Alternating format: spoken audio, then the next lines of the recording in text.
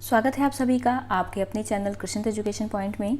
जैसा कि आप लोग जानते हैं DSSB और उत्तर प्रदेश के सहायक अध्यापक के साथ साथ TGT और PGT की वैकेंसीज अनाउंस हो चुकी हैं।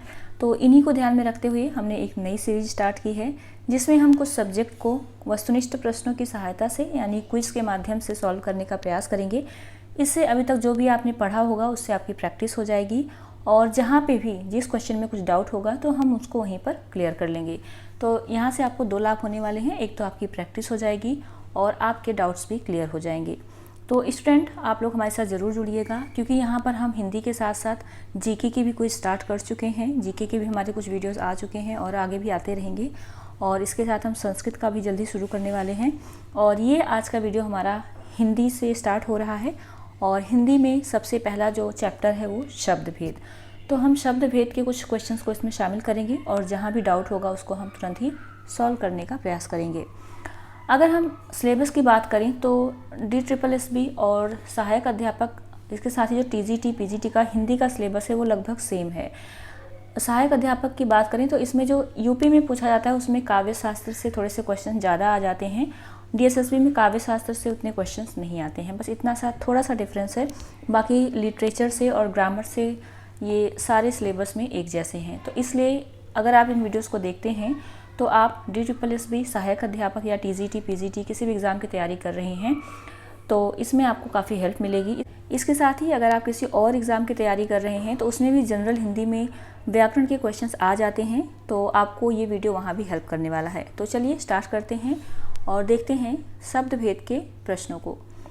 फर्स्ट क्वेश्चन है, भाषा की सबसे छोटी इकाई क्या है? तो भाषा की जो सबसे छोटी इकाई होती है उसको हम कहते हैं वर्ण, यानी वर्णों से ही भाषा की शुरुआत होती है, इसलिए वर्ण को भाषा की सबसे छोटी इकाई कहा जाता है। क्वेश्चन नंबर 2 है, हिंदी में मूलतः कितने वर्ण होते हैं? तो हिंदी वर्णमाला में जो वर्णों की संख्या है वो 52 है। तो हिंदी में कुल कितने वर्ण हैं? 52। अगला प्रश्न है, हिंदी भाषा में वे कौन सी ध्वनियाँ हैं जो स्वतंत्र रूप से बोली या लिखी जाती हैं? स्वतंत्र रूप से बोलने जाने का मतलब है कि उनको बोलने में किसी और वर्ण की आवश्यकता नहीं पड़ती है। तो वो कौन सी ध्वनियाँ हैं? उनको हम स्वर कहते हैं। संयुक्त को छोड़कर हिंदी में मूल वर्णों की संख्या कितनी है? यानी अगर हम संयुक्त वर्णों को छोड़ देते हैं तो कितनी संख्या है हिंदी में मूल वर्णों की? तो यहाँ पे जो राइट आंसर हो जाएगा वो हो जाएगा 48। अब यहाँ पर आपको एक पॉइंट ध्यान रखना है कि संयुक्त वर्ण कौन से हैं। तो आपने पढ़ा होगा श है, त्रि, ज्ञ और एक शब्द है श्र। तो ये 4 वर्ण हैं जो हिंदी में प्रयुक्त होते हैं और इनको हम लोग कहते हैं संयुक्त वर्ण। अगर हम इनको वर्णमाला से निकाल देंगे तो वर्णों की संख्या हो जाएगी 48। अगला प्रश्न है, स्वर किसे कहते हैं? तो स्वर होता है जिनका उच्चारण बिना अवरोध या किसी विघ्न बाधा के होता है। तो यहाँ जो राइट आंसर हो जाएगा ऑप्शन नंबर 2। नेक्स्ट क्वेश्चन, निम्नलिखित में से अग्र स्वर नहीं है। तो आपको बताना है अग्र स्वर कौन सा नहीं है। तो स्टूडेंट आपको ध्यान रखना है अग्र स्वर क्या होता है। सबसे पहले तो यहाँ हम बात करेंगे जो स्वर होते हैं उनको उच्चारण की दृष्टि से 3 खंडों में विभाजित किया गया है। एक होता है अग्र स्वर, ठीक है, और एक होता है मध्य स्वर और तीसरा होता है पश्च स्वर। तो ये उच्चारण के आधार पर इनको विभाजित किया गया है। अग्र स्वर में आपके आते हैं ई, ठीक है, ई और ए, ये हो जाते हैं आपके अग्र स्वर। मध्य स्वर में आता है अ और पश्च स्वर में आता है आ, उ, ओ और औ। तो इस तरह से 3 कैटेगरीज में डिवाइड किया गया है स्वरों को उनके उच्चारण स्थान के आधार पर। तो अभी हमने देखा क्वेश्चन क्या था हमारा, अग्र स्वर नहीं है। तो अग्र स्वर में ई, ए, आ रहा है, तो यानी कि जो अ है ये अग्र स्वर नहीं है। आई होप आप लोगों को अग्र स्वर समझ में आ गया होगा। नेक्स्ट क्वेश्चन, हिंदी में स्वरों के कितने प्रकार हैं? तो हिंदी में जो मूलतः स्वरों के प्रकार हैं वो 3 प्रकार हैं। ऑप्शन नंबर 3 हो जाएगा। 3 प्रकार कौन से हैं? एक तो ह्रस्व स्वर होता है, दीर्घ स्वर और अगला होता है हमारा प्लुत स्वर, ठीक है। तो कहीं कहीं आप लोग सिर्फ 2 ही स्वर पढ़ते हैं, लेकिन स्वरों का जो डिवीज़न है वो 3 पार्ट्स में किया गया है, ध्यान रखिएगा। अगला क्वेश्चन है, हिंदी वर्णमाला में अंग और अह क्या कहलाता है? तो अंग अह जो है वो अयोग वाह कहलाता है। अगला प्रश्न, जिनके उच्चारण में दीर्घ स्वर से भी अधिक समय लगता है उनको क्या कहते हैं? तो जहाँ पे भी दीर्घ से ज़्यादा लंबा समय लगे उनको हम कहते हैं प्लुत स्वर। अभी हमने देखा कि स्वरों को 3 पार्ट्स में डिवाइड करते हैं, ह्रस्व स्वर, दीर्घ स्वर और प्लुत स्वर। तो प्लुत स्वर का मतलब जहाँ पे ज़्यादा टाइम लगे। मान लीजिए कोई राम को बुला रहा है तो वो कहेगा राम, कुछ इस तरह से कहेगा। तो इस बीच के गैप को हम लोग इस बड़ी की मात्रा से शो करते हैं और इसी को कहते हैं हम प्लुत स्वर। जहाँ पे भी ये लगा होगा, बड़ी की मात्रा का ये साइन लगा होगा, उसको आप कहेंगे प्लुत स्वर। अगला प्रश्न, निम्नलिखित में से कौन सा स्वर नहीं है?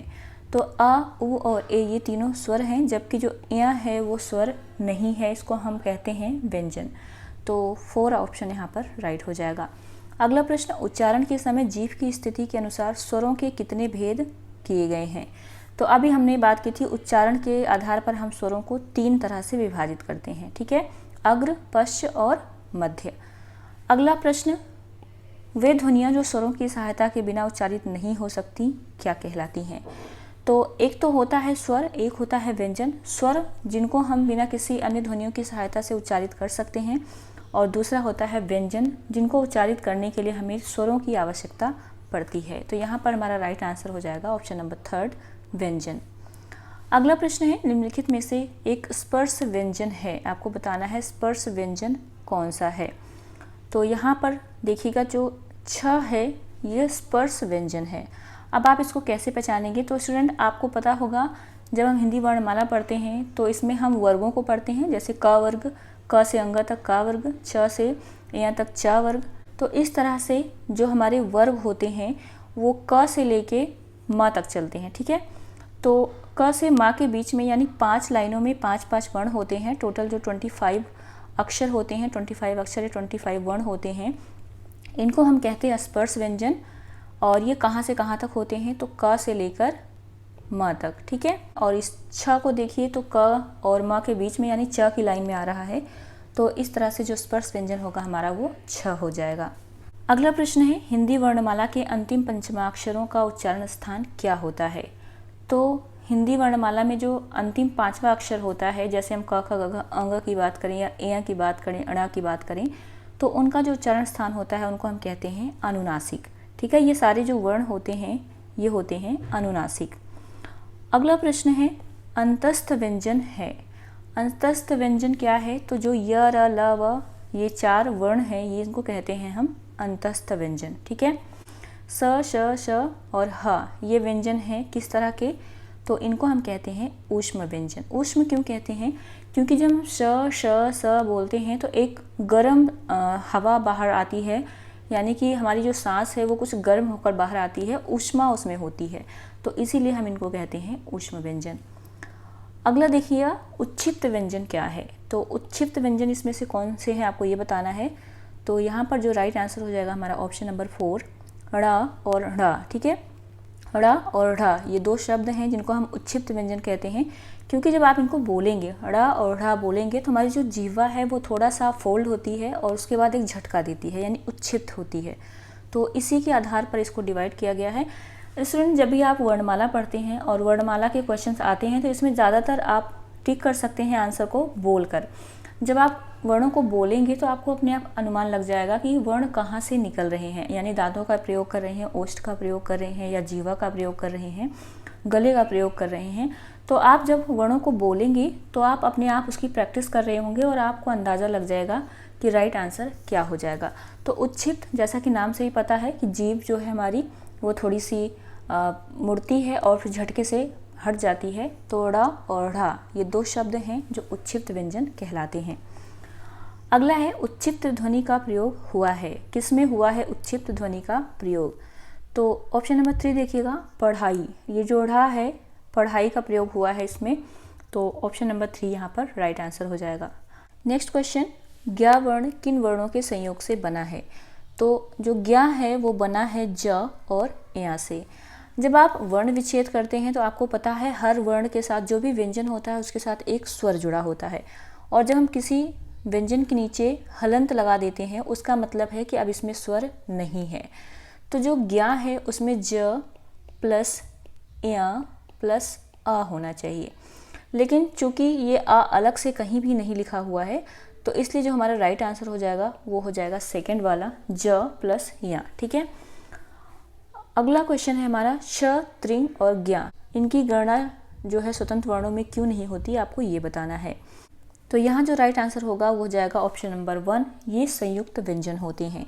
जो छ, त्रि, ज्ञा और श, अभी हमने बात की, ये 4 संयुक्त व्यंजन होते हैं, इसीलिए इनको स्वतंत्र व्यंजन नहीं कहा जाता क्योंकि ये स्वतंत्र नहीं है, 2 वर्णों के मेल से बने हुए हैं। अगला प्रश्न, हिंदी में व्यंजन वर्णों की संख्या कितनी है?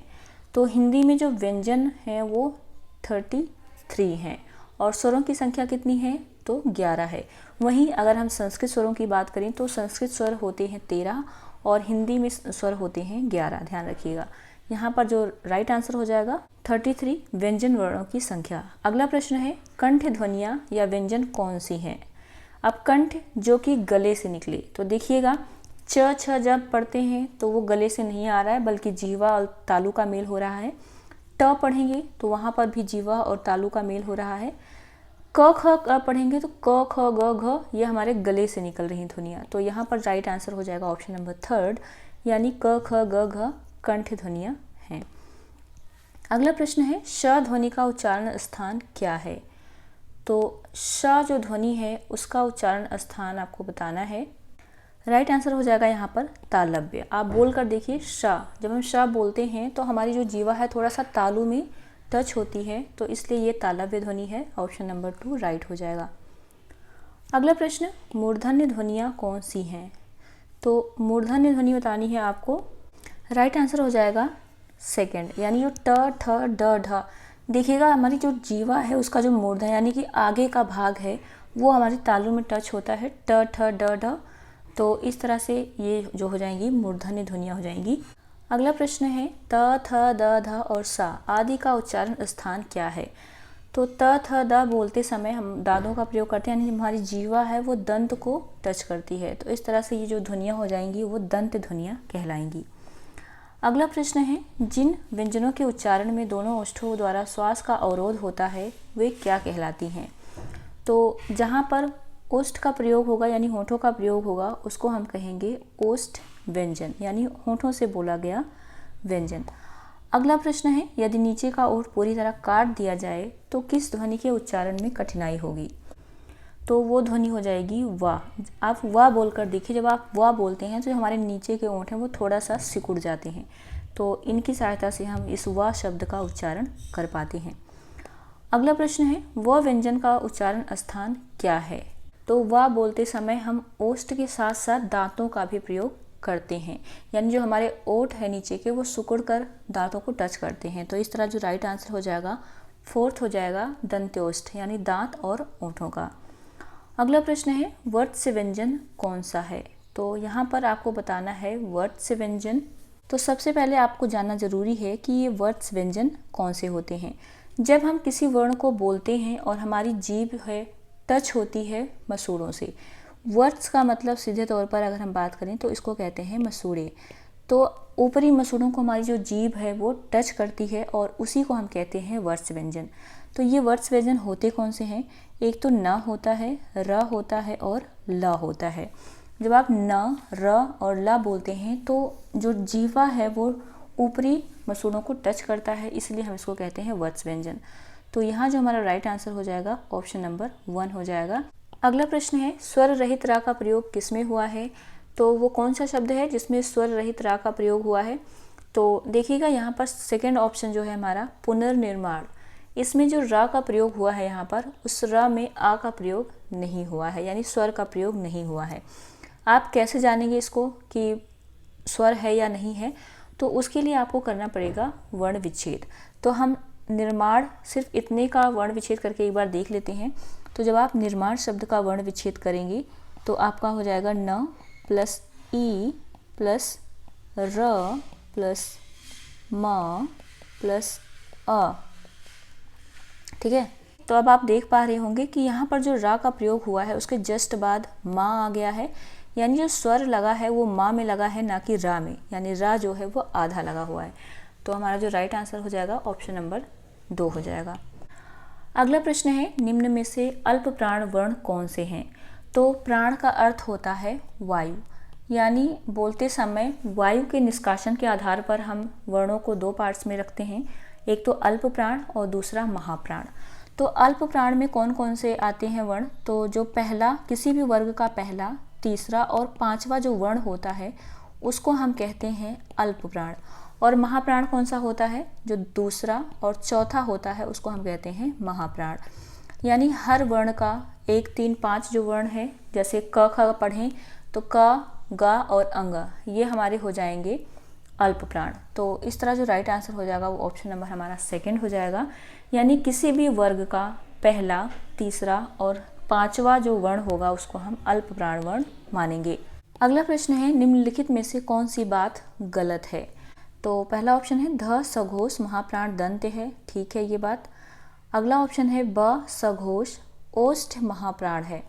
तो अभी हमने बात की स्टूडेंट कि जो 1, 3 और 5 नंबर के वर्ण होते हैं वो अल्प प्राण होते हैं।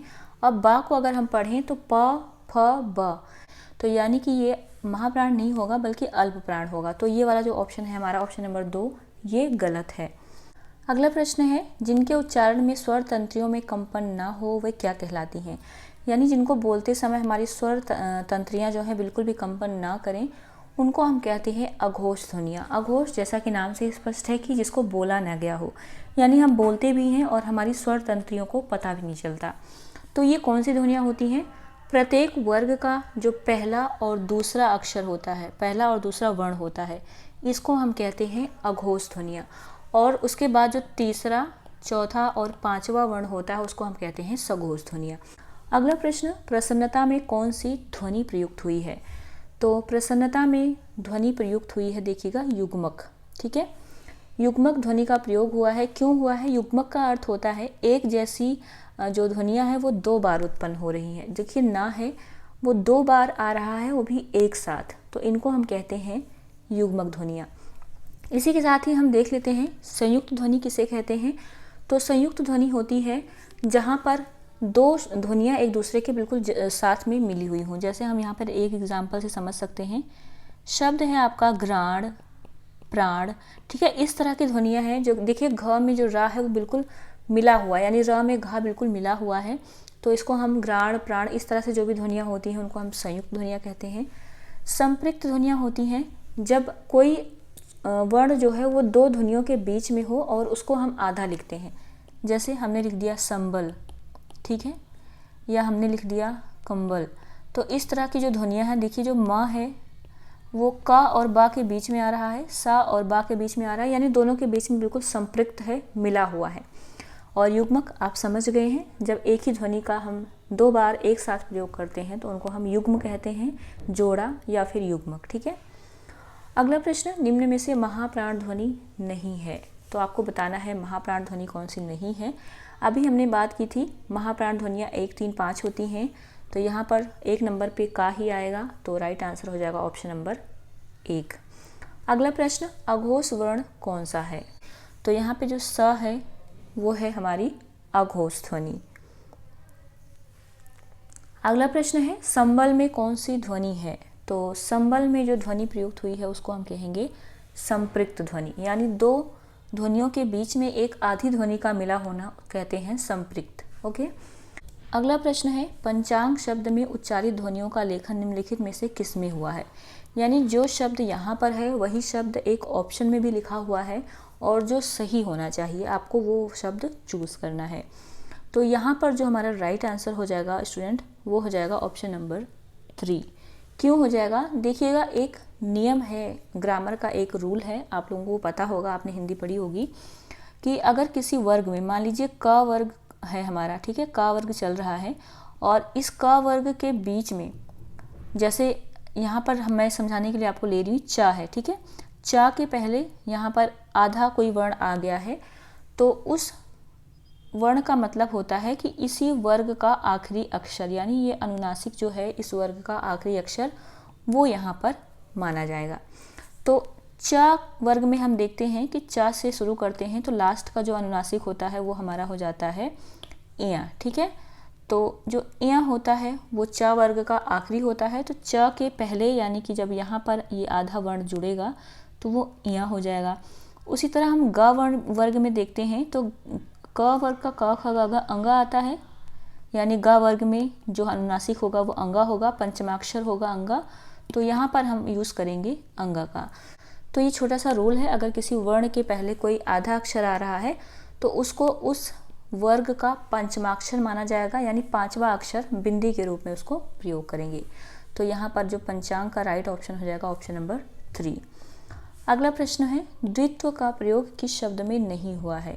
तो यहाँ पर द्वित्व का प्रयोग वल्गा में नहीं हुआ है, ऑप्शन नंबर 3। द्वित्व क्या है, यानी एक ही वर्ण 2 बार प्रयोग हुआ हो। द्वित्व का मतलब नाम से स्पष्ट हो रहा है, एक ही वर्ण का 2 बार प्रयोग होना। देखिए सच्चा में चा 2 बार आया है, कुत्ता में ता 2 बार आया है और बग्गा में गा 2 बार आया है, लेकिन वल्गा में ला और गा अलग वर्ण है। तो इसलिए जो राइट आंसर हो जाएगा ऑप्शन नंबर 3 हो जाएगा।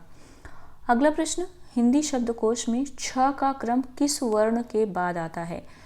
तो हमको पता है स्टूडेंट, जो छ है वो हमारा संयुक्त अक्षर है और ये मिलकर किससे बना है, सबसे पहले आपको ये जानना है। तो हम क प्लस शा, ठीक है, क प्लस शा से मिला है हमारा शा, तो किसके बाद आएगा, अब आपको अंदाजा लग गया होगा। तो क के बाद हमारा आएगा शा, ठीक है। नेक्स्ट क्वेश्चन, शब्दकोश में श्रद्धा शब्द किस शब्द के पहले आएगा। तो यहाँ पर जो श्रद्धा शब्द है वो श्रमिक के पहले आएगा, क्योंकि देखिए श्र तो कॉमन है लेकिन जो धा है वो माँ के पहले आता है, तो इसलिए जो श्रद्धा है वो श्रमिक के पहले आएगा। अगला प्रश्न, निम्न में से कौन सा शब्दकोश में सबसे बाद में आएगा। तो सबसे बाद में आने वाला शब्द है हमारा ह्रास। अगला प्रश्न है, निम्नलिखित में से कौन सा शब्द शब्दकोश में सबसे पहले आएगा।